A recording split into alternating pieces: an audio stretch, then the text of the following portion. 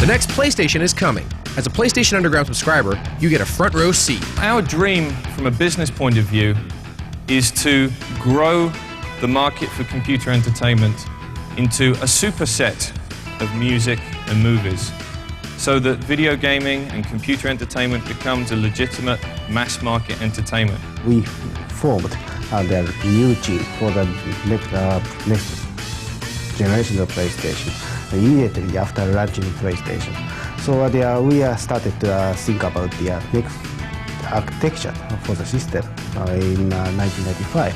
The design of the next generation PlayStation was put together to achieve a very singular goal, which was to allow the game player to experience TV quality images and the same level of emotional experience that you would get from watching a great film, reading a great book, or listening to a great piece of music. How do you do that? I think the key word for the next generation PlayStation is emotion. How do you convey emotion of the game characters? Realistic facial animation. As you're looking at me now on this camera, you can see that my face moves whilst I talk, and as my mouth moves, that the muscles stretch. And that's what realism is all about, is being able to get the subtlety of movement into the 3D graphics. The new system is going to open up a whole new avenue of creative expression. Today, great games like Gran Turismo and Tekken and Game Day are at the pinnacle of their genre on the current platform. But they use relatively simple technology to create that experience. In the next generation of a driving game, for example, on the new PlayStation, we will be able to simulate thousands of different elements of what makes a car work. The tire physics, the friction, the fact that it's now snowing, the fact that it's now raining, and that these are having a physically accurate impact on the way that the game handles. This allows for a wide variety of gaming experiences to be generated. In the current world of game development, you would use motion capture to establish the animation of a character. But going forward, we can now start to physically and biologically simulate how a human being works. And we can use some very complex algorithms called inverse kinematics and dynamics to simulate the entire physical skeleton of a player. Each player uses 10,000 polygons. To put this in context, Game Day and Madden use about 250 polygons per player. But it's also important to remember that beautiful graphical experiences aren't necessarily generated by millions of polygons, but by the best special effects and the most subtle use of lighting, pixels and texture mapping. It's not all about winning a huge polygonal race, but this is a race of beauty. This demo that we're showing right now shows some real powerful lighting and animation techniques called motion blur. Now this allows us to track the speed at which an object moves, and just like in real life, if I move quickly, there is a persistent blur behind the object. Each one of these firecracker particles is being rendered many times onto the screen. In fact, this demo is being drawn at 60 frames a second, but it's actually being rendered at 600 frames a second. And we can also freeze it like this, just like you see in some TV commercials right now where you can spin the camera around and the object is frozen.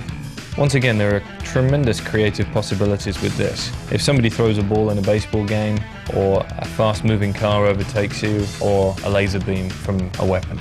These demos give you just some of the hints of the building blocks of where we can go creatively and entertainment-wise with the new system, and that's what it's all about. The most aggressive challenge was the semiconductor.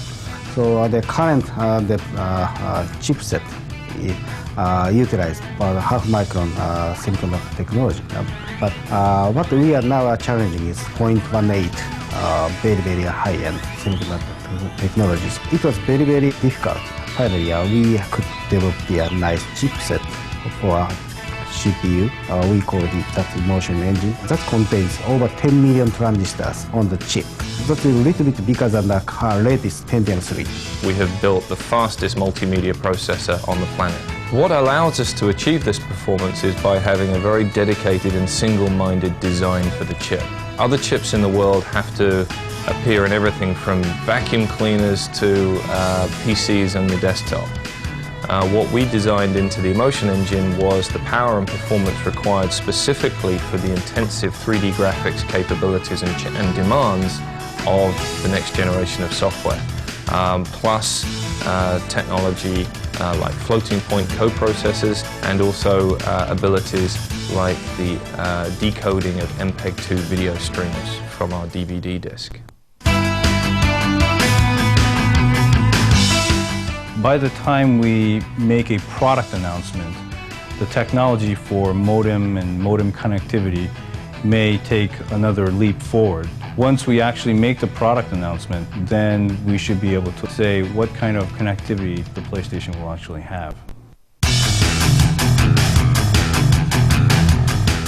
I'd like to see controls that are not necessarily in terms of having more buttons or levers. I think there are enough already, and you only have 10 fingers. I'm speaking to you now, so why shouldn't the device react to my voice? I should be able to wave at it and do things like this. A video camera could pick up these motions, interpret them, and generate a response on the screen. The next generation PlayStation uses 3 industry standard interfaces as part of the technology. We have IEEE 1394, which is called iLink, used in the next generation of digital video devices like still cameras and video cameras. We can now have digital media in as well as out. Now what I mean by that is being able to put my face or your face into the game. USB, which stands for Universal Serial Bus, allows us to connect to a huge variety of standard peripherals like joysticks and keyboards and mice and a whole bunch of things that haven't even been invented yet. And PCMCIA gives us connectivity to devices like modems, memory devices, even hard drives and other standard computing devices. Well, let's be very clear about this. The next generation PlayStation is designed specifically for high-end in-home entertainment. Now, right now that means video games. We will broaden the definition of what entertainment means over time, but we're not building a PC here. It's really an interactive entertainment console.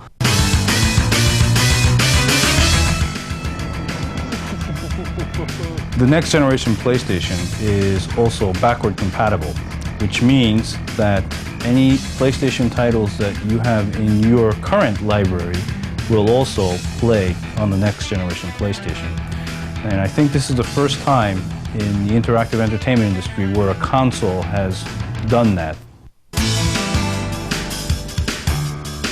The picture has 100 years history, and the music has over 1,000 years history, but the computer has only 26 and 7 years history.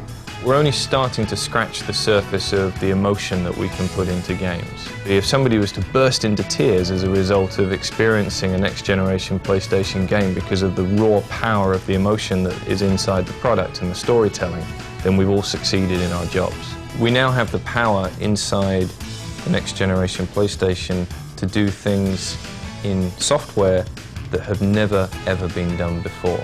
I'm not quite sure where it's going to go, and that's what makes it exciting.